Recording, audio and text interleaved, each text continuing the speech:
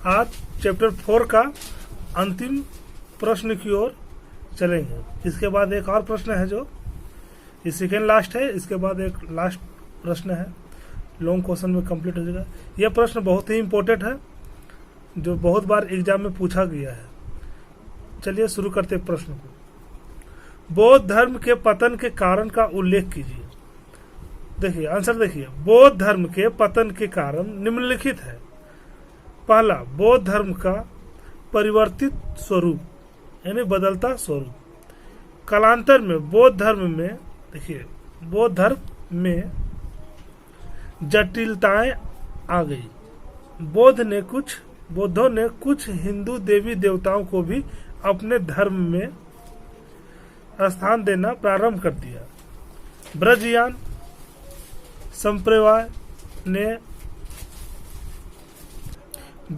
संप्रदाय ने टोने टोटके को बढ़ावा दिया। इस प्रकार मूल स्वरूप में आए उक्त परिवर्तन पतन का कारण बना। इस प्रकार मूल स्वरूप में जो शुरू में जो था स्वरूप उसमें आए उक्त परिवर्तन जो चेंजिंग आ गया तो इसका परिवर्तन का एक कारण बन गया। दूसरा कारण क्या था? संघ में भ्रष्टाचार पनपना। ये तो किसी चीज, ये तो धर्म की ओर है। भ्रष्टाचार जिस क्षेत्र में आ जाए वो क्षेत्र समझ लिए विनाश की ओर जाता है, चाहे वो पढ़ाई का हो या कहीं काम का या ऑफिस का, कहीं का भी भ्रष्टाचार। अगर पढ़ाई में भ्रष्टाचार आ जाए तो समझिए कि वो भी भ्रष्ट विनाश की ओर आ रहा है। बहुत सा कोचिंग संस्थाएं यही काम कर रहे हैं। देखिए क्या होता है। देखिए संघ में भ्रष्टाचार पनपना। कालांतर में बौद्ध विहार भ्रष्टाचार के केंद्र बन गए। बौद्ध लोग भोग विलास में लिप्त हो गए। मठों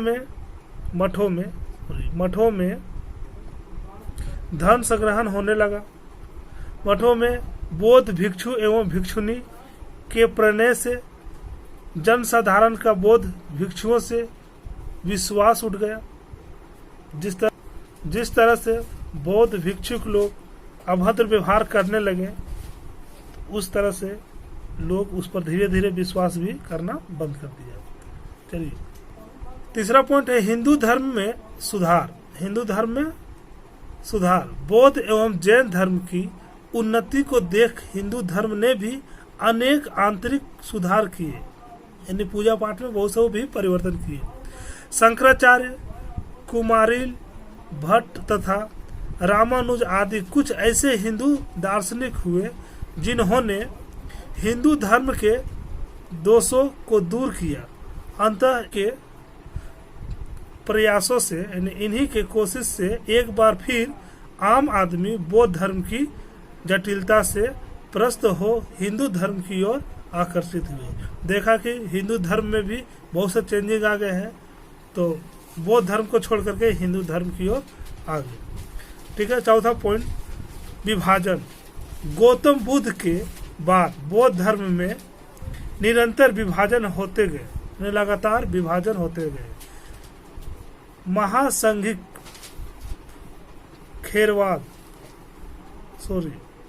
थेरवाद, हीनयान, महायान, ब्रजयान आदि संप्रदायों की स्थापना से बौद्ध धर्म के मूल सिद्धांतों लगभग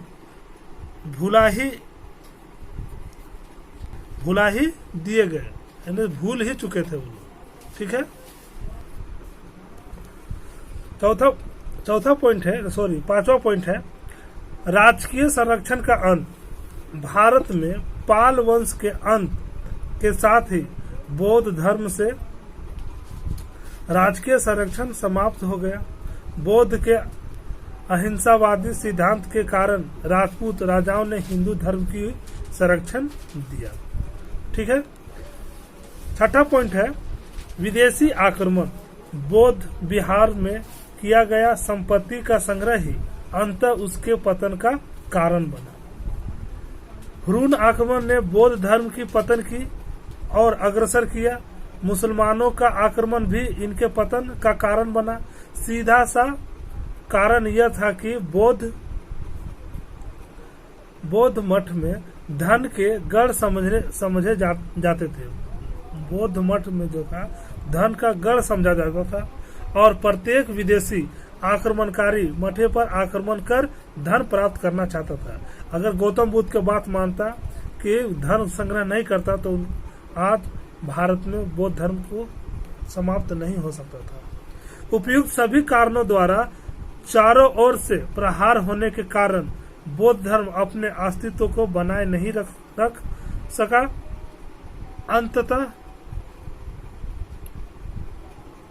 अंततः 13वीं शताब्दी में विक्रमशिला और नालंदा के ध्वस्त के साथ ही भारत से बौद्ध धर्म का लोप हो गया।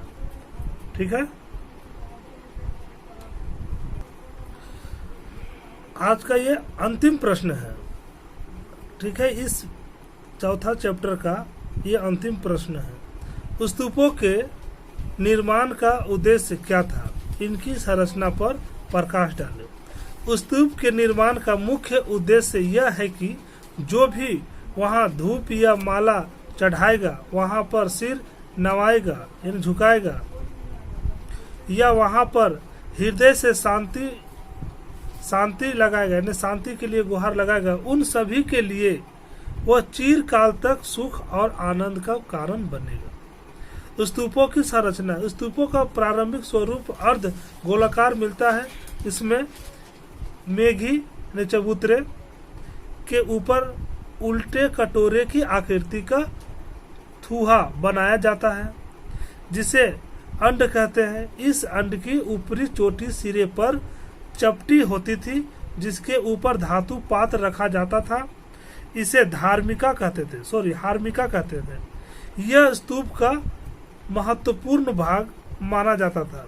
हार्मिका का अर्थ देवताओं का अर्थ यहाँ देखिए गलती लिखे है। हार्मिका का अर्थ देवताओं का निवास स्थान होता है। स्तूप को चारों ओर से एक दीवार द्वारा घेर दिया जाता था, जिसे वेदिका कहते हैं। स्तूप तथा वेदिका के बीच परिक्रमा लगाने के किले बना स्थान प्रशिक्षण पथ कहलाता है। कालांतर में वेदिका के चारों ओर 4 दिशाओं में प्रवेश द्वार बनाए गए। प्रवेश द्वार पर मेहराबदार तोरण बनाए गए। इस प्रकार स्तूप की संरचना में छत्र, इष्ट, हार्मिका, अंड, मेघी, वेदिका एवं प्रदक्षिणा पथ प्रमुख अंग होते थे। ठीक है, समझ में आ रहा है? अब आगे का ऑब्जेक्टिव प्रश्न है। ऑब्जेक्टिव तो आप लोग कर लीजिएगा, और नहीं हो सकेगा तो कमेंट बॉक्स में कमेंट कीजिएगा, हम ऑब्जेक्टिव भी करा देंगे। ठीक है, समझ में आ रहा है? इसके बाद जो चैप्टर चलेगा वो है चैप्टर 1 हड़प्पा सभ्यता। हड़प्पा सभ्यता की ओर चलेंगे। उसका भी जितने भी इम्पोर्टेंट प्रश्न है वो सब आंसर हम करवा देंगे। और भी कोई प्रॉब्लम है आप लोगों को तो कमेंट बॉक्स में कमेंट कीजिएगा, हम उसका भी वीडियो बना देंगे। ठीक है, अगर जो भी वीडियो पे नए हैं वो वीडियो को लाइक, सब्सक्राइब और शेयर कर दीजिए ताकि किसी और को भी भला हो सके। धन्यवाद।